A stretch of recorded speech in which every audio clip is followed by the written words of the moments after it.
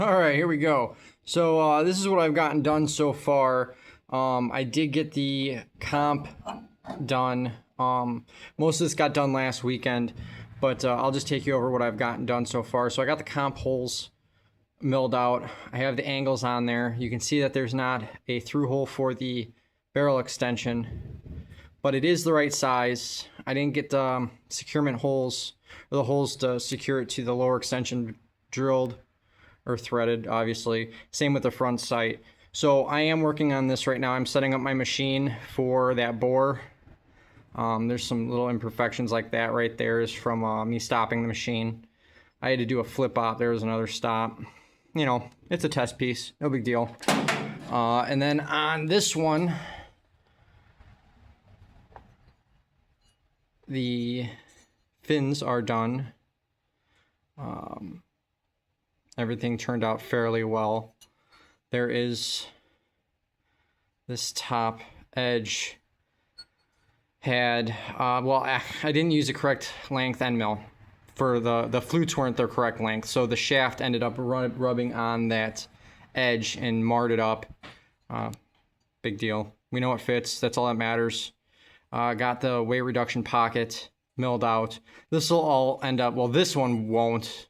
Well, this one might get anodized because I have some other stuff that I've just been holding off sending out for anodizing. I got to get some stocks milled out and stuff. I have other products that I got to make, but I figure maybe when I'm done with this, I can send it out for anodizing and see how things work out. I have to blast it with the sandblaster and make the finish nice, get rid of those machine marks.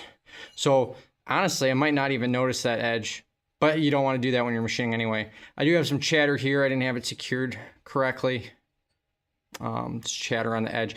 You know, you gotta shove a piece of block in there or have it setting on something. There's called machinist jacks you can use, and that'll stop the chatter. This was just sticking out too far. So, but otherwise it looks pretty good. I'm just setting up the machine now for that bore. Figured I'd make a video update for y'all and let you know where I'm at. I'm hoping to be a little bit farther ahead by next weekend. I'll be taking a vacation here in a little bit, so I won't be able to work on it for a little while. But I do have the securement fitting that goes on the trigger guard and locks into the rail. I got the ops for that kind of going. I've been jumping back and forth on those ops just because I got to figure out, I have to make a jig for it, and I have to figure out what size material I want to use. I have just a rack of material over there. So it's, I got plenty to choose from. I got scraps. I'm trying to use some of the scrap stuff up that I have. So it necessarily won't represent the final, you know, dimensions of what I buy to use on that. So it just, you know, using what you got. And that securement fitting's a real pain. It's got angles on it that would be very nice to have a 5-axis mill. But I don't. So I have to get creative. It's, yeah, it'll be interesting, but I'm hoping that won't take more than a week or two. And then I'll have 3 pieces done. I'm trying to figure out how I'm going to do the front sight. That's not an overly complicated piece. It's just thin. I don't remember how thin it was or how thick it was. But, you know, side to side, I want to say it was only like not even a quarter of an inch. Maybe 3/16. So it's decisions. You know, do I mill it out on a plate and then do I face op the other side? I mean, there's ridges, the ridges on the front on either side because the center of the front sight is offset on either side. So yeah, it's and then you got the arches that go through there. So it's a interesting process.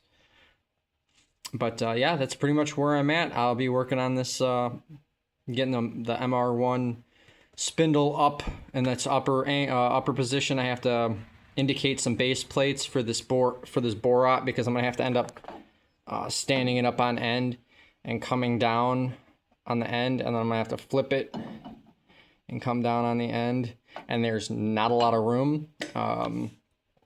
The company that makes this Langmuir just came out with 1.5-inch riser blocks, and I'm pretty sure I'm gonna have to get those to make that work. Otherwise, I will have to use the lathe, or I'll have to make a jig for the drill press, and once I clamp that jig in, I'm not moving it off the drill press, so it's the same way every single time. Consistency is just difficult, especially when you're doing things by hand. So that's the update. Hopefully I'll have another one next week.